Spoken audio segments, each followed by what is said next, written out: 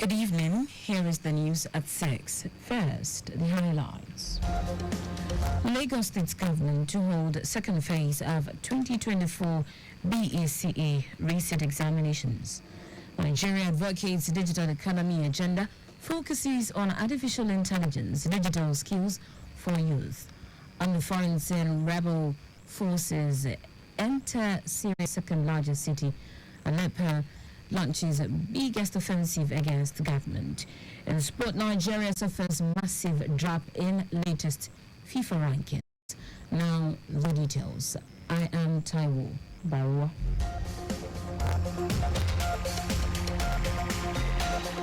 The Lagos State's government has fixed Monday, December 2, for the second phase of the Basic Education Certificate Examination (BECE) reset examinations. In a statement, the director, Lagos State Examinations Board, Adebayo Rushulu, said the second reset for the 2024 BECE became necessary to provide another opportunity for students who missed out in the previous BECE reset held on Wednesday, 6th of November. Rushulu reiterated on the importance of English studies and mathematics that are core subjects and are prerequisite for a student to transit to the senior secondary school level SS1.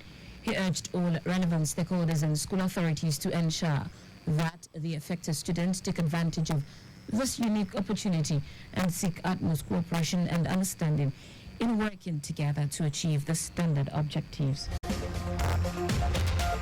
Orosholu added that the examinations will hold at the premises of the exams board, Yani Baja, by 10 a.m.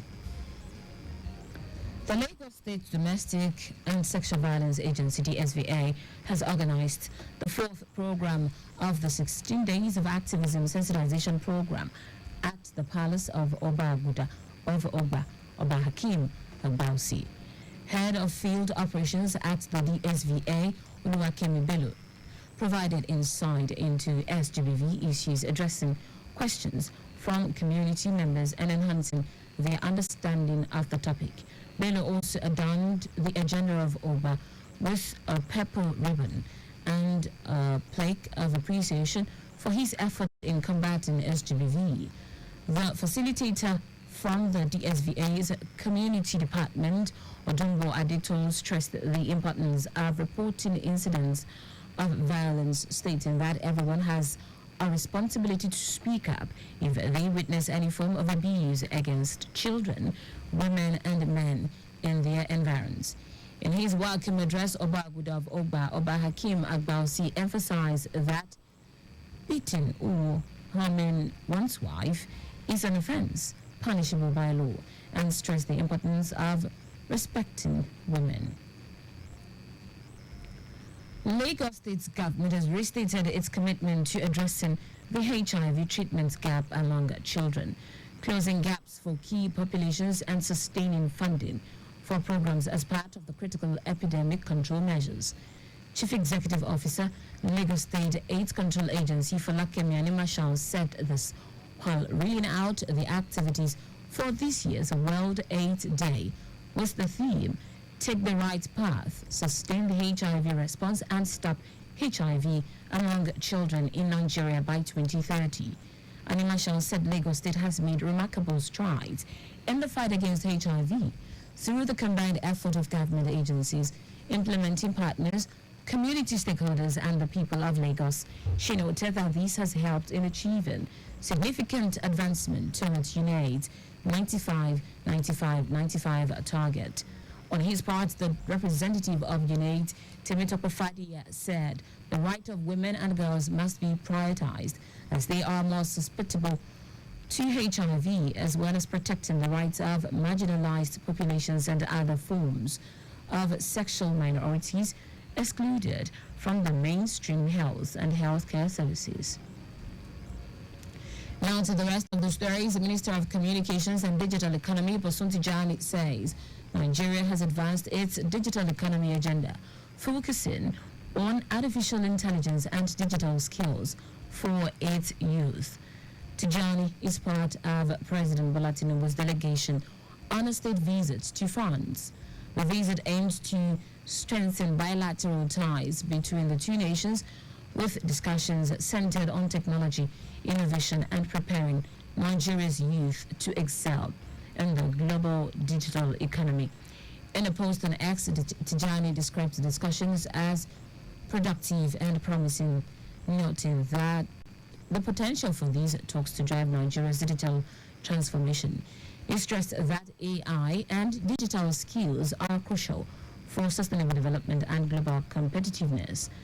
President Tinubu's visit to France, his fifth since assuming office 18 months ago, was at the invitation of President Macron, who sought to fortify Nigeria-France relations. Nasarawa State's Governor Abdullahi Sule has presented a 382.57 billion naira budget proposal for 2025 State House of Assembly.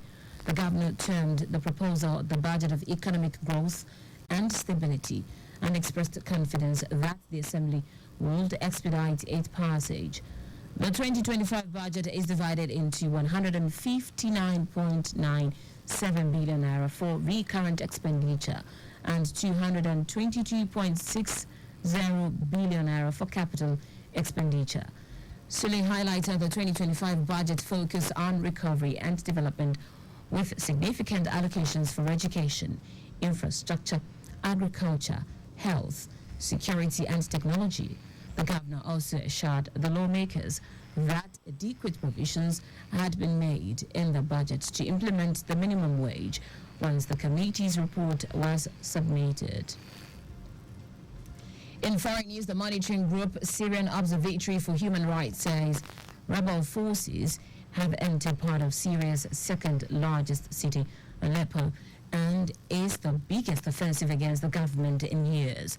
The monitoring group said 255 people, mostly combatants, had been killed in the fighting, the deadliest between rebels and pro-government forces in Syria for years. According to a UK-based group, fighters set off 2 car bombs before advancing into neighborhoods without giving further details. Meanwhile, government forces said they have regained control of positions that had been taken by rebels in the Idlib and Aleppo countryside. In sport now, Super Eagles has dropped from 36th in the world to 44th in the latest FIFA rankings. Nigeria's 8th place drop in the latest rankings released on the football governing body website has seen 3-time African champions make their biggest decline in recent years.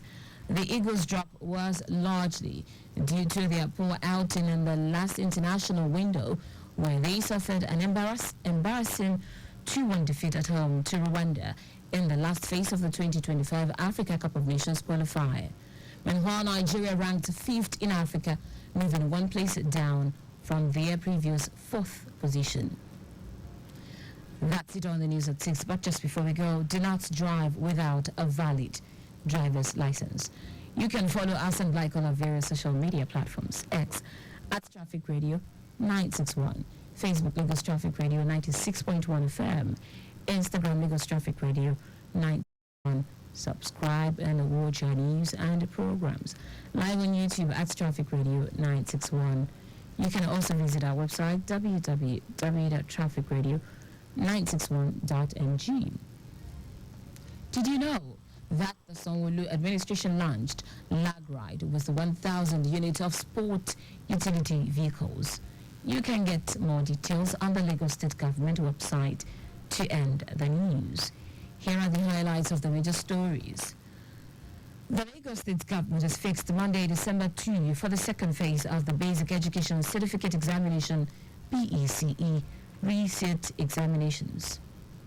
Minister of Communications and Digital Economy Bosun Tijani said Nigeria has advanced its digital economy agenda, focusing on artificial intelligence and digital skills for its youth. We also told you that the monitoring group Syrian Observatory for Human Rights and Rebel Forces have entered part of Syria's second largest city, Aleppo, and is the biggest offensive against the government in years.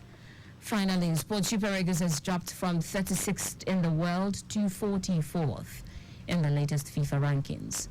For countries room, send a message to info@trafficradio961.ng. That ends the news broadcast compiled by Adesuwa Ejoyoka. I am Taiwo Baruwa. Thank you for listening. Good evening.